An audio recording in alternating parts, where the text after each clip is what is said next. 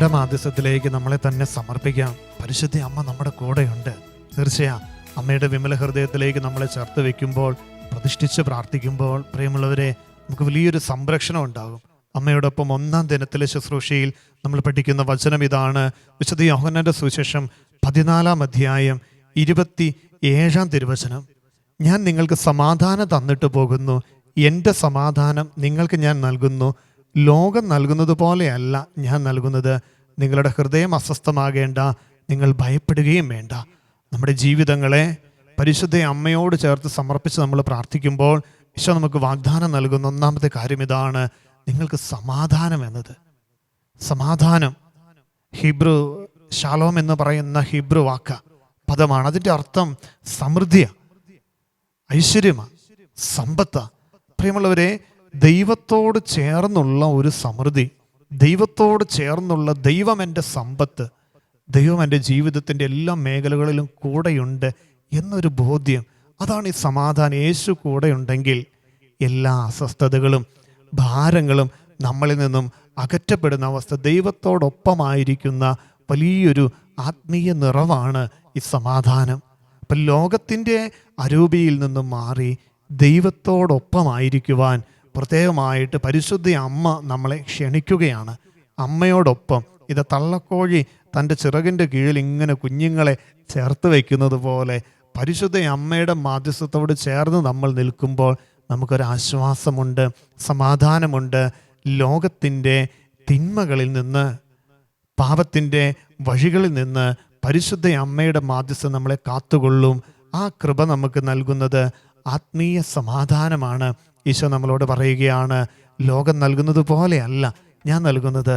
പ്രിയമുള്ളവരെ, ദൈവത്തോട് ചേർന്ന് നിൽക്കുമ്പോൾ നമുക്ക് ലഭിക്കുന്ന ആ വലിയൊരു ആത്മീയ ആനന്ദം, അത് നമുക്ക് സ്വന്തമാക്കുവാനായിട്ട് പ്രത്യേകമായിട്ട് പരിശ്രമിക്കാം. ഇന്നേ ദിനത്തിൽ സമാധാനം നഷ്ടപ്പെട്ട എല്ലാവരെയും, എല്ലാ ബന്ധങ്ങളെയും ദൈവകരങ്ങളിലേക്ക്, ദിവ്യകാരുണ്യ ആരാധനയിലേക്ക് നമുക്ക് ചേർത്ത് വെച്ച് സമർപ്പിച്ച് നമുക്കൊരുമയോടെ പ്രാർത്ഥിച്ച് തമ്പുരാന്റെ കൃപകളും അനുഗ്രഹങ്ങളും നമുക്ക് സ്വന്തമാക്കാം.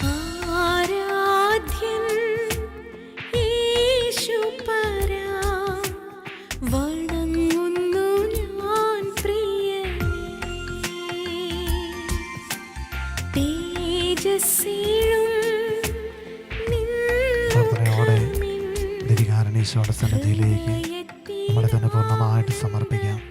നമ്മളെ ഒത്തിരി സ്നേഹിക്കുന്ന ഈശോ ഇതാ പരിശുദ്ധ അമ്മയോട് ചേർന്ന് നമ്മൾ പ്രാർത്ഥിക്കുന്ന ഈ 33 ദിനങ്ങളിൽ നമ്മളെല്ലാവരും അനുഗ്രഹിക്കുവാൻ ഈ തിരുവൾത്താരയിൽ എഴുന്നള്ളിയിരിക്കുകയാണ്. ഈശോയെ, ഞങ്ങളങ്ങേ ആരാധിക്കുന്നു, സ്തുതിക്കുന്നു, അങ്ങേക്ക് നന്ദി പറയുന്നു. കരങ്ങൾ കൂപ്പി ഏറ്റവും ഭക്തിയോടെ ദിവ്യകാരുണ്യ സന്നിധിയിലായിരിക്കാം. ഇത് ക്രിസ്തുവിൻ്റെ സമാധാനം ഇതാ ഈ തിരുവൾത്താരയിൽ നിന്നും ഈശോ നമ്മളെ ഓർമ്മപ്പെടുത്തുക.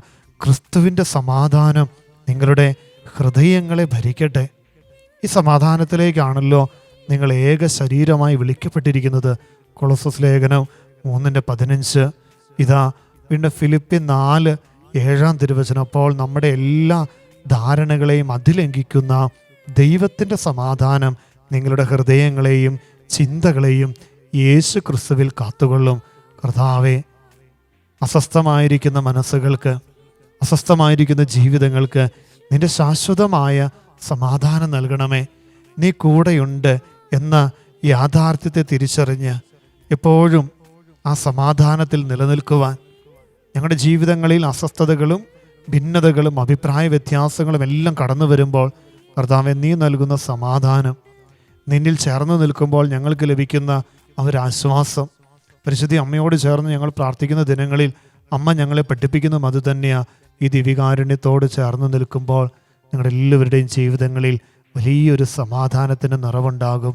ഇതാ നമ്മുടെ കുടുംബങ്ങളെ സമർപ്പിക്കാം. ഈശോയെ, സമാധാനം ഇല്ലാതിരിക്കുന്ന എല്ലാ അവസ്ഥകളെയും സമർപ്പിക്കുന്നു. നിൻ്റെ ശാശ്വതമായ സമാധാനം ഈ ദിവ്യകാരുണ്യ ആശീർവാദം സ്വീകരിക്കുന്നതിലൂടെ ഞങ്ങളുടെ എല്ലാവരുടെയും കുടുംബങ്ങളിലേക്ക് നൽകണമേ. ഭക്തിയോടെ കരങ്ങൾ കൂപ്പി, സാധിക്കുമെങ്കിൽ മുട്ടിന്മേലായിരുന്നു കൊണ്ട് ഈശോയുടെ സമാധാനം പകർന്നു നൽകുന്ന ഈ ദിവ്യകാരുണ്യ ആശീർവാദം ഏറ്റവും ഭക്തിയോടെ നമുക്ക് സ്വീകരിക്കാം.